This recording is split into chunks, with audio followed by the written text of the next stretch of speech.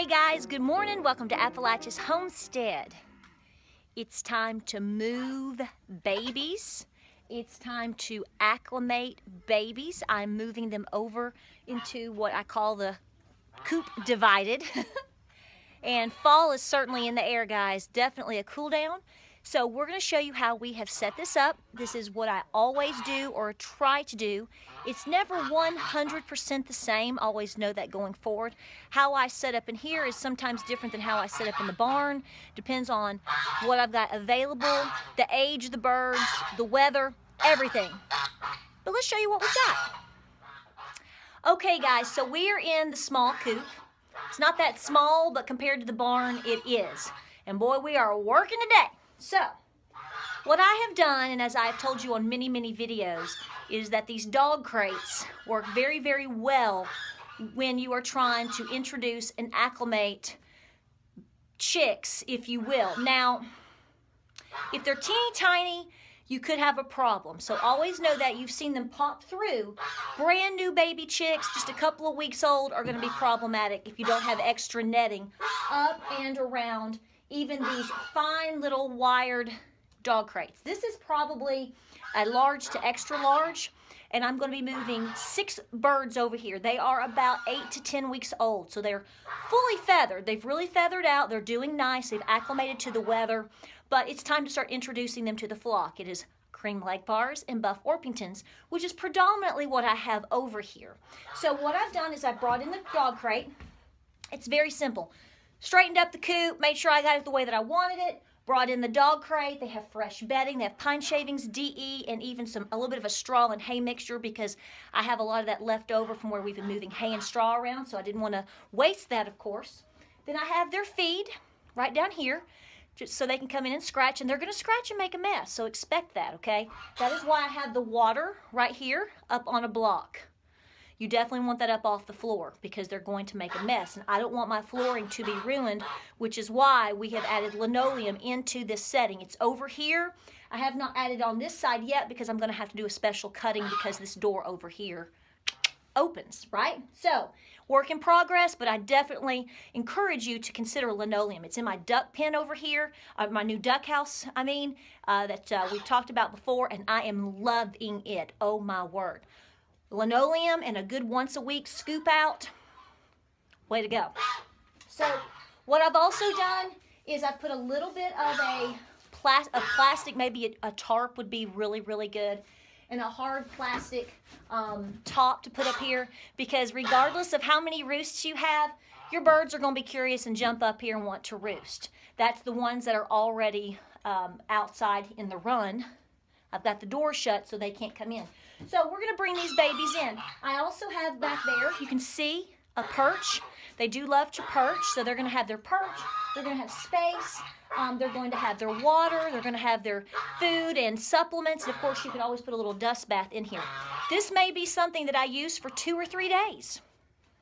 It could be something that I have to use for 30 days or more. It depends on how the birds acclimate with the others. But the idea is to get them used to being in the coop, the other birds being used to them being in the coop, but yet they don't have access to bully. We're anti-bully, right? We don't like them. So, we punch them in the nose. So, nonetheless, we're going to start moving these babies over. It could be a 2 or 3 day thing.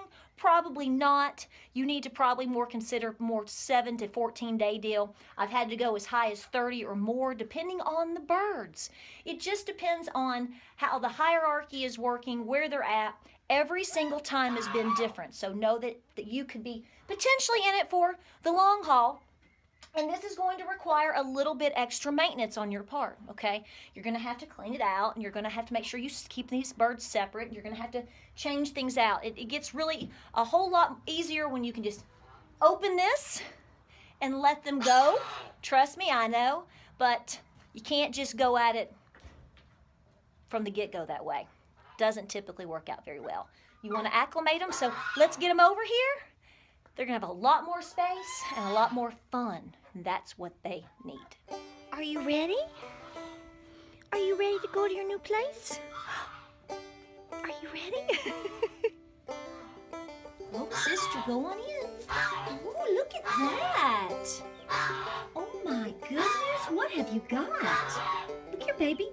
Coucou lâché. Fresh water. Coucou lâché. Oh my goodness, we are tripping. Okay, are you going too? Yes.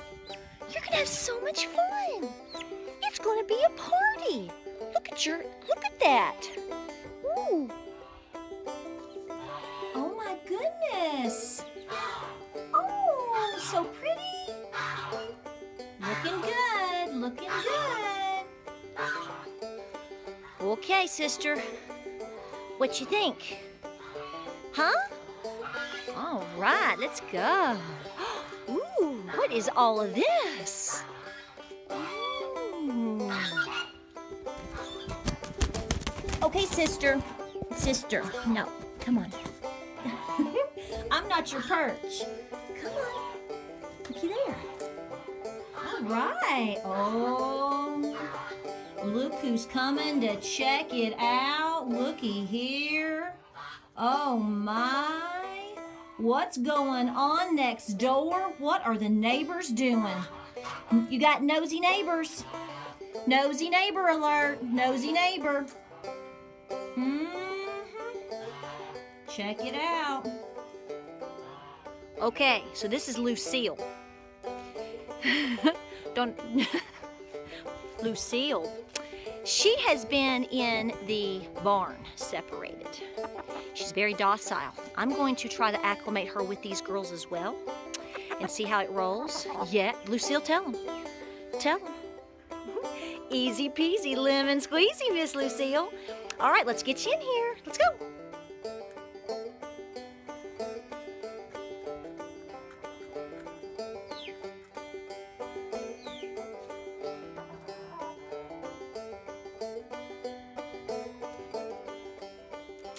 All right, guys, it's that easy, but here's the catch.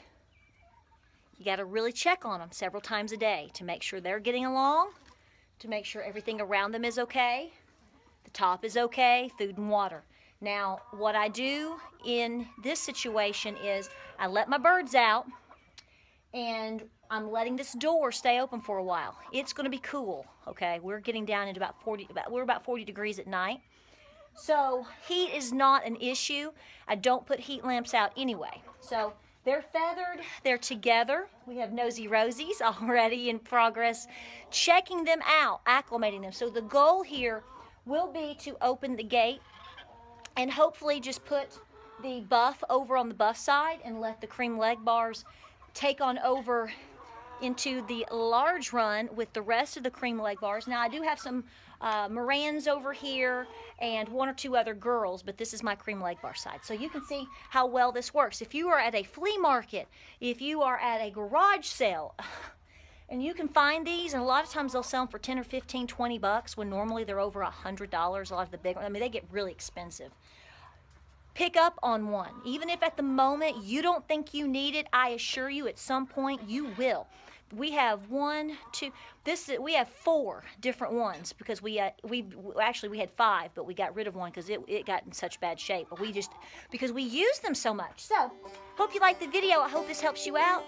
This method really works. There's different ways to do it, but I will tell you